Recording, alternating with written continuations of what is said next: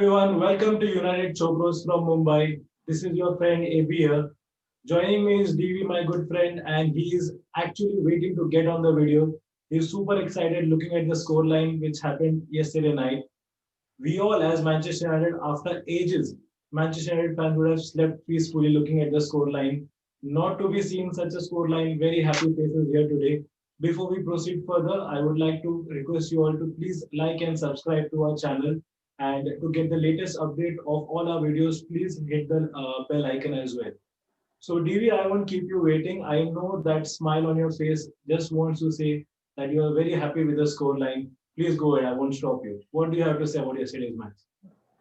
An amazing game. And actually after looking at the lineup, I was so excited. I thought we are winning today. That lineup is what I wanted since ages. Absolute superb. Solskjaer nailed it. Starting Donny van der Beek and Bruno Fernandes together. That is a dream lineup. And that's what our team should shape up game in, game out. That's a winning mentality. If you it's not just the lineup, because if you see when the game started, the passing, the flair, the one touch pass here and there, and the momentum was so good with United. We were on the front foot from minute one itself, and it really showed in the result as well. So I'm super excited. I'm short of words because I'm that happy today.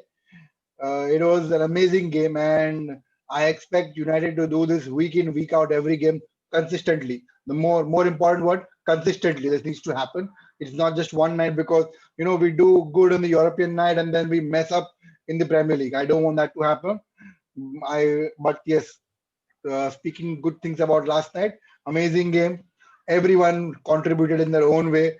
Superb game. Yes, I know there were some mistakes at the back at times, but it was completely, that could be avoided. But that can be overlooked by our performance, the way we played. Everyone in the team, hats off to them, and hats off to Solskjaer as well. It's a slap on the face to the people who say Solskjaer doesn't have tactics. Yes, he does have tactics. It's just that he gets it wrong most of the times.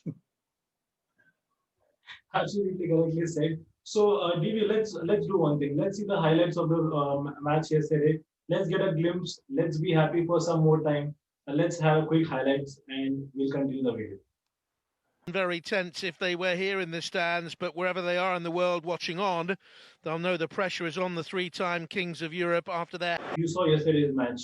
It was a very good performance overall from us. Anywhere in the entire 90 minutes, anywhere, did it remind you that we are not having Pogba in our squad? We are missing him, or any regrets not seeing Pogba? I don't have any regrets. I just want to check with you. No, no, you're absolutely right. No Manchester United fan has regrets of Paul Pogba, because he wasn't, needed last night the way we played. And I've been saying this, week in, week out. I've been saying it since we signed Donny van der Beek. Donny van der Beek is a number eight player. He's a box-to-box midfielder. That's where he's played for Ajax most of the time in his career, and that's where he should be playing. It's yes, he's good creatively. He's creatively very good, but if you watch yesterday's game, he was organizing the midfield so well. He was guiding players, he was pointing out players, he was asking players to go to their positions. It was like, guiding the midfielder like a talisman. The tenacity in the midfield is passing, if coming back. It's not just about passing and creating. Even he was good with the defensive job. A defensive job, what number eight has to do, he was doing it very well.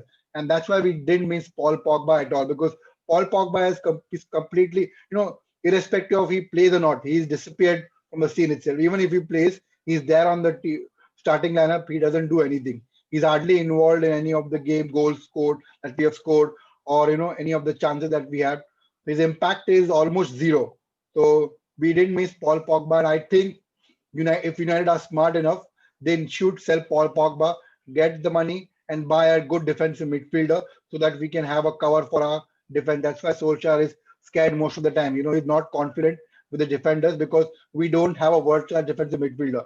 Yes, Matic is a world-class defensive midfielder, but age is catching up on him. So we need a player like someone like Ruben Neves or NDD, who can dominate, the midfield, dictate the terms, at the same time have good, vision and passing ability. So we need that kind of player, and I think selling Pogba and buying a player of that caliber would really help us grow in the future. I feel Van der Beek was very confident in yesterday's game. If you see his passes, it was absolutely perfect, and he had a very good partner of Fred. They both were playing so well. I could see a very good game between these two. The game which you are expecting from Pogba, I feel I saw that game what Van der Beek played. I could see the exact game what we expect from Pogba. He just nailed it yesterday, Van der Beek. And Correct, even after Bruno and Rashford were substituted, I think so he anchored the midfield, which was a very good part. The correct, good correct. part over here is he has a very less game time as compared to that of Pogba. But look at Correct. the confidence. Mhm. Look at the confidence. Look at what team he's playing. So Correct. when you have such a quality player in your team, the only thing what Solskjaer has to do right now is to keep him playing, not Mhm. bench him and bring him in the second half. He has to start with the starting lineup as he has done in the yesterday's game, and I think so. The result said it all. We have a very good result in our hand. Mhm. 4-1 victory. I think so. It would be after ages that you have seen. And a first half performance with the scoreline of 3-0 was absolutely amazing to see that. Correct. So with that, Divi, coming back to the next question, the biggest question, I know the answer already, but still I feel like asking this question. Just imagine Manchester United team, the current team right now, and not having one player, and that one player is Bruno Fernandes. Do I you can't think this imagine. team is capable enough? I can't imagine Do that you situation, think bro. this team But the answer, I knew the answer, and I think so many of the United fans would be even asking me why I even asked this question to you. But still, I would like to ask you: any scope of this team surviving without Bruno? Is it possible? No, bro, no, I don't think so. He is the man. He's our man. He's the one who has, initiated that, what you can say, the passion, and he knows what it's to wear that, what is to play for United, to wear that jersey, to have that pride, a team, a club of stature of United, and to play and perform at top level. He knows what it takes, and it's and the beautiful part about Bruno Fernandes is he's not a selfish player. He could have easily taken that penalty yesterday and got a hat trick, but he let Rashford take that penalty and get him, make him get more confidence. That's the beautiful thing about this player. If I were to remove Bruno Fernandes from that team, yes, you may have Donny van der Beek play in that position, and Donny van der Beek is a wonderful player. Bruno Fernandes is an impact player, the player who will win you matches. He can assist, he can score. Look at the impact. Look at the stats he has had from the time he's joined us. He's had some 35 games. He's involved in around 31 to 32 goals. In fact, 34 goals. He scored 21. He's had 14 assists, something like that. Amazing stat, mind-blowing stats. A lot of fans criticize him. At times he does too much, and he loses the ball. But you don't see the actual picture. He's a number 10. He will look for creativeness, and in doing that, he will tend to lose the ball. But that's okay as long as he's providing more goals, he can do that. He has that freedom. Unlike Pogba, who only ends up losing the ball, there's no creativity, there's no goals. But Bruno Fernandes is a player. Yes, he will lose balls, he will give a position, but he'll also create and score goals. That's the best part about this player. And if I were to remove Bruno Fernandes from Manchester United, we wouldn't even qualify for the Champions League. That's how bad we are. We I've already said in my previous video, if we were to come back to the top level, to a team who can win Premier League every year, we need three or four Bruno Fernandes in that team. And I think you feel the same way. Absolutely. I mean, a team without Bruno Fernandes that would not be called as Manchester United for sure. I mean, look at his first goal. It was pinch perfect. I mean, there is nothing you can take out of from that goal. You had to see that goal. I mean, anyone who has missed it who would have seen it in Classic. the highlight that we have What shown. a what a shot! What a shot! You know, you don't teach all these things. If he's a caliber, if he's a that caliber player, he's actually expressing it on the pitch. This is what Pogba is missing. I'm not criticizing Pogba much over here, but the thing Mhm. is, the expectation that we as United fans or even the entire world has with Pogba, we could see that difference being made by Bruno Fernandes. Correct. And very rightly said, the penalty part. I was so surprised to see Rashford taking it. I'm very happy he scored it. But any player who scored two goals, he would be rushing to take the ball and score the penalty. Correct. Yeah, and Like get a hat Neymar. trick for himself. And Like absolutely. Neymar. And And the best part is we even had Cavani on the same pitch, but over here it was a different ballgame altogether. So what Bruno has done yesterday in a way that gives you a confidence within the team. It increases the Correct. team spirit. You know, the Correct. team recognizes that he doesn't want to be. He doesn't. He's not the only player who wants to excel. He wants a team to excel together. Correct. As a So team. he Yes. gave a confidence to Rashford. Go and take it, score it. It's yours. It was as good as that, and see, overall, whenever we see an overall performance, it is much better than you see from one player. It's a team game Correct. at the end of Absolutely. the day, That and the will win you team spirit titles. is Yeah. absolutely. And a team bonding is very much required. You cannot win the title all alone. Winning a title is too much. Maybe I'm saying too much right now, just with one game. But in case we have to succeed and if we have to prosper, it has to be like a team performance which happened last night. Correct. So, Correct. Divi, coming Absolutely. to the next question, I'll just quickly run you the next question right now. Uh, Yesterday's match, okay, we won 4-1. It was a good win for us. But at times, if you could see, there were lapses in our defense. I would not Yeah. still say we have the best of defense. We do have some problems in our defense, especially Lindelof and Maguire. They're not that quick. Uh, that is Mm. something which we need to take Correct. care of because Correct. I Correct. understand there could be some games where you beat some teams, but you also need to remember you have tough teams like Chelsea, Liverpool, who just wait for a counter attack. So Mm. one counter attack, and that's where we're going to lose it. So do you think we need to focus on our defense? We need to improve it more, or you think it is good for a championship team? No, bro. This is what and playing against Chelsea, Arsenal, Man City, Liverpool doesn't scare me. What scares me is playing against teams like Leeds United, Sheffield United, West Bromwich Albion. These teams will hit you on the break. If you see Liverpool play, they have we. It's not that we don't have exciting players like Salah and Mane. We have players like Martial, Greenwood, Rashford, Bruno, who can go on the front foot, and Maguire and Lindelof can press forward. But the problem here is, if the moment you lose the ball goes on the top. It's an air pass, and our defenders are not quick to track back. That's where we will end up giving goals. That's our problem. Liverpool have defenders like Van Dijk, Fabinho, and Matip who are quick enough to track back and make sure they the counter attacks don't get turned into goals. But we don't have such defenders. Our defenders are more good in the air and good at tackling and ball playing defenders. But defensively, in terms of if you see Lindelof, he's not strong. Neither is he quick. Yeah, he's good defensively. He's got his technique well. If you see last night, he put a beautiful ball into Rashford for that penalty. Amazing ball. That is a beautiful skill. But you know, playing in a Premier League and Champions League are two different things. Premier League is a tough league. You players will foul you. You need a lot of more physicality to play in Premier League, and I think Lindelof is missing that quality in him. So is Maguire. Maguire is not quick enough. Yes, Maguire is good in the air, but at times he's not quick enough. At times he doesn't react to the crosses. If you see that game against Sevilla and a lot of games, you've seen Maguire missing those crosses, not clearing his lines, and because of that, it has cost us a lot of goals. So that's what I wanted, and you wanted, and all the fans wanted in summer is to buy a centre back who is quick enough, someone like Upamecano, or for that matter, even if we would have gotten Gabriel, we were interested in Gabriel, but we didn't show signs of intent. We didn't, react quickly, and Arsenal grabbed him. He's a really good player, and Arsenal have signed a wonderful defender, and which we failed to do again and time and again and again. We failed to sign our players that we need at the club.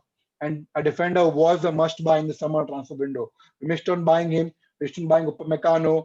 We couldn't negotiate a deal for Badashil. So I can name as many defenders I want, but at the end of the day, this is what is missing, and it will continue to haunt us till the end of the season, unless we go ahead and buy a centre back who is quick enough, who is fast in the January transfer window. Otherwise, I don't see our defense improving. We are going to get punished in a lot of games, and the Southampton game really scares me because the way they play is really giving me chills. Southampton is absolutely a wonderful team. You look at their counter attacks. I mean, one moment you're in their defense, the next minute they are in your box. I mean, it's that quick. And especially with Lindelof and Maguire, as you said very correctly, they are good in the air. but that's only when the ball is right in front of them. But in case they have to track back, or if it's a counter attack, they are too slow to get back to the defense. And that is where I feel will be, there will be a good chance for the opposition to score against us. So absolutely Correct. correctly said. Defense is something which we were lacking from day one in this starting of a new season, and we needed a centre back, which was the need of the hour. Mhm. But Mhm. nevertheless, we have the January window opening up, so I think so it's a very good time to get one. Uh, because I don't think Bay or Fosu Mensah or anyone of them would be of that quality to give you a centre back position and give 100% confidence. But let's see. Let's hope the transfer window is good for us. We get a decent centre back, at least someone who's young, who can track back very quick, Correct. and who can just make sure in case we are one short or something of that sort, be like a one-man army, how Vidic and Ferdinand would. Yeah. And DV, I just heard Yeah. some injury updates because of the past match. Lindelof is having a back Yeah. injury. Uh, Correct. Correct. Bissaka is down with a hamstring, and Pogba is still unfit. So there could be a chance that they may not be available for the Southampton game. There could be a chance, not completely Mhm. ruled out though. Mhm.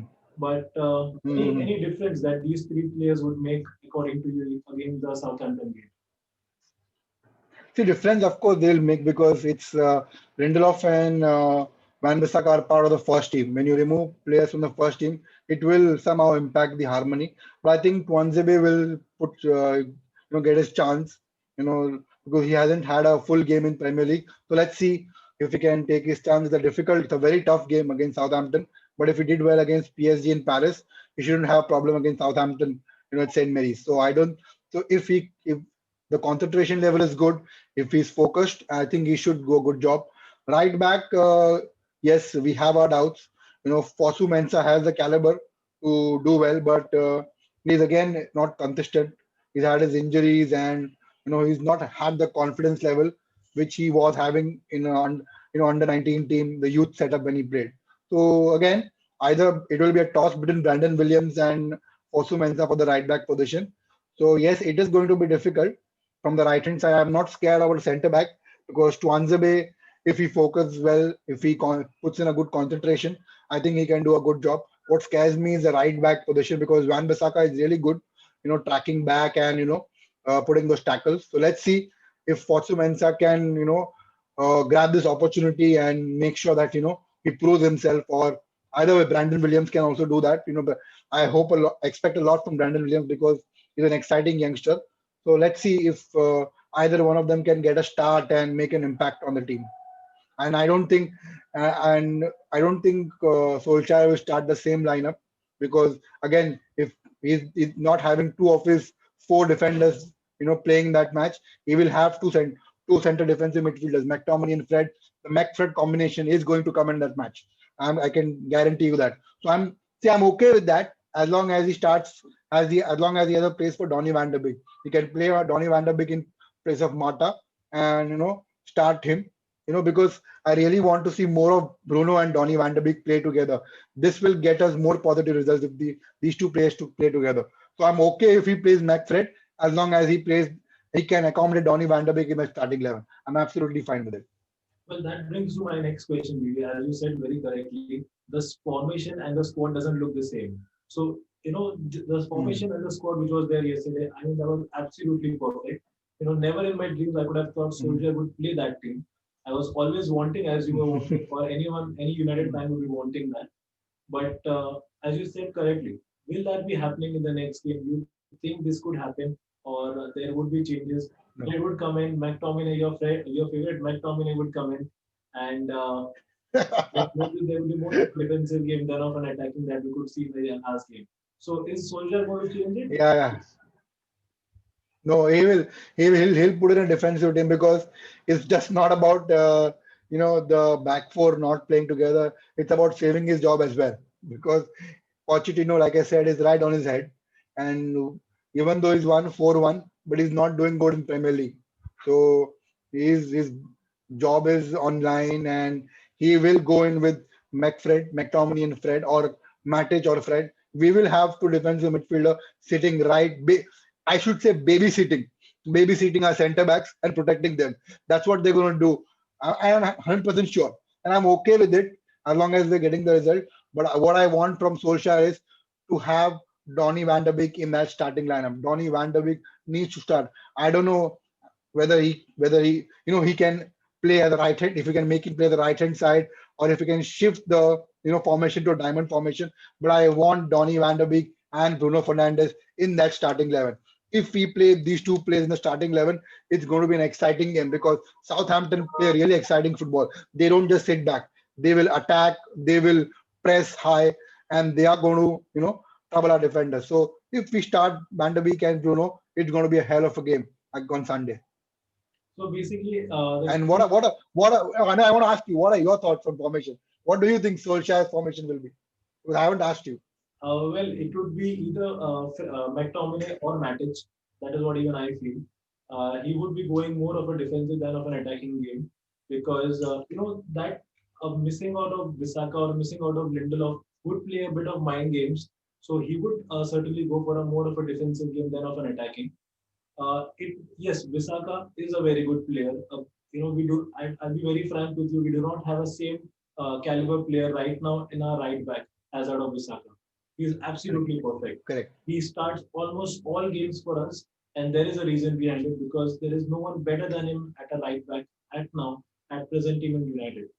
So yes, that would be a very catchy position if you see right now. Who will play in case of Visaka? Lindelof is fine. There are options that we have, and there were options previously as well. But Bisaka's position is it's a very critical one. The runs that he takes throughout the flanks, he goes to the attack as well and comes back within no time. So that is something which we are lacking right now. So I think so. It is either going to be Matic or McTominay. As you said very correctly, I'm okay with either of them. But Bruno and Van de Beek have to start, and they have to start together. The more linkage, Yes, the yes. more they play together, the more game time that they have, their partnership is going to increase, and that is easily going to make basically beneficial for us in the long run. So I think so. As you said correctly, Bruno and Van de Beek have to start. We again have to start with an attacking mindset. 4-1 is a very good score line. It's okay. I understood the second. Many of them are saying second goal was not a deserving one. It was an error from the keeper or whatever it is. When we lose, all That's are on the okay. opposite side. But when we We, win, we made that error. We made that error happen. That Alex absolutely, Telles cross made that error happen. So you know nothing to take away from this place. And we've criticized them a lot. So let's compliment them on the win. yeah, absolutely. That leads to the next point. We discussed a lot about the negatives, what we missed out of the last game. Now let's think about the positive ones as well. So, what positive, what good things will you take from the last game apart from the score line? You are happy with the 4 goals. I'm happy with the four Mhm. goals. But apart from that, what are the main positive things that you take from yesterday's game? Okay. So see, like we discussed earlier, Bruno Fernandes, Donny van der Beek, these two players absolutely undroppable. They need to start every game. Apart from that, I think Rashford and Martial had a good game, decent game. Though Martial didn't play. Cavani's impact was good, but I think Cavani can not play 90 minutes. But yes, uh, playing for 50, 60 minutes, yes, he can do that job. Apart from that, substitutes, Daniel James and Greenwood, it will give both of these players a lot of confidence. Greenwood had a good impact from the moment he came, and Daniel James scored that goal. It will give boost his confidence and make him a better player. So these are the few good things that I can talk about. And yes, of course, I don't have to say Fred is like a brilliant player. He keeps on doing his job week in week out, and he's improving week in week out. So yes, again another player who's undroppable is Fred for me. So these are my positives. What are your positives from the game? I haven't asked you about that. Well, my positives would be Bruno. He's the anchor. He's the king of positivity that we have in our team right now. Everything starts and ends from Bruno. So Bruno is a main positive impact. I understand Bruno is a very big part of our United team, but personally speaking, I really like Rashford. I was really happy with his performance yesterday. The Yeah, runs that he took. Okay, I understand the penalty, but the tackle that he put in himself to get that yeah, penalty was also very good. correct, correct. He was having a really good partnership with Rashford. with Bruno and Martial Mm. as well. Something which I feel is lacking, or I don't want to go back to the negative part, but yes, I want to see Martial play. I want him to, I want him to see, I want to basically see him shoot. I've not seen that happen. He's a very good He player, dribbles a lot. because he manages to get inside the box very well, but that is not the end product. The end product is a goal. So he's struggling there. But Yeah. yes, I'm very He is. happy with yesterday's performance. Overall, if you say, Mm. the very good Mm. part, there was no Pogba. Mm. I was very happy with that part. And his Mm. position was given to Van der Beek, which we were, literally we were, if a soldier had to be there, if we would have known him, would have actually went and told him, we wanted that from game one. But nevertheless, I'm very happy to see Van der Beek play in the starting line. And I think so. We just just lost that part. But the three players that we were literally waiting to see together, Teles, Van der Beek, and Cavani. We Mm. could see all Correct. three of them We could play see in the all starting. three of them. Correct. And just shifting my focus to from Bruno to the rest of the players, we missed out on Alex Teles. Since Luke Shaw has gone, he has not made us realize that Luke Shaw, he's made a big impact. Alex Telles is absolutely playing brilliant game, I would say. He's playing a very Yeah. good position. I know Luke Shaw is your favorite. No one can replace Luke Shaw according to you. But let me tell you, Alex Telles is absolutely perfect. He's doing a No, wonderful job being a going left back. forward is amazing. I have always admired him. Going forward is superb. He is superb. Yes, absolutely. And once Luke Shaw would be back, there would be a very healthy rivalry. Soldier Correct. would Correct. be Yes. just waiting to see what options that he has. In case it's not Luke Shaw, he can certainly go up to Alex Telles and get the position picked up. So these are some good positive things that I could see. Telles, Van de Beek, Cavani. I would like to see it happening week in and week out. Cavani, not really sure looking at his fitness. He was not looking fit after the 60th minute, let me be very frank. Correct. Correct. Yes. Yes. Yes. But yes, Teles and Van de Beek were simply superb. I'm really happy with yesterday's game. I might have seen the highlights numerous times because, as I Mhm. said, there were very few chances this season that we could see all these goals happening and on the winning note. So, do you just a small glimpse of what is going to happen on the weekend against Southampton? What do you take from this game to the Southampton game? Any positives or anything which we specifically need to work on? No, I think apart from the defensive job which I've spoken about, I don't think there's not. I mean, Bruno Van de Beek needs to start. Rashford and Martial. If Bruno Fernandes, Van der Beek, Rashford, Martial, these four players play in that game, I think we will beat Southampton. It will be a difficult game. It will be, like I said, if we play the way we played against Istanbul last night, it's going to be an exciting game because Southampton are not the team to sit back and wait for a counter attack. They will press, they will attack. So the Southampton managers really set themselves really good. So the way they set themselves up is really good, and it's not that sit back and defend and hit them on the break. They will attack, and it will be a wonderful game if we play like yesterday. But if we sit back and wait for Southampton to things to work out and then try to hit them on the break, it's not going to be good. So all I want to say is before I end this video, all I want to say is let's keep the same kind of impactful performance, the same one-touch passing, the same attacking style of play. We don't need to be scared of any teams. I know Ole is scared of losing his job, but I think the only way to, get back to everyone, to get back to your critics, is by putting in that kind of performance week in, week out, which we did yesterday.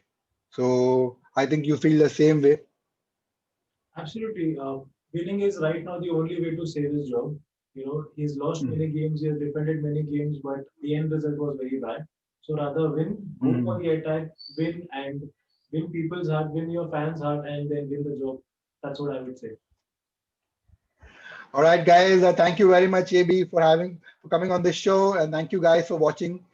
Please make sure to like our video and subscribe to our channel, and put in your comments to know and tell us what you feel about this game.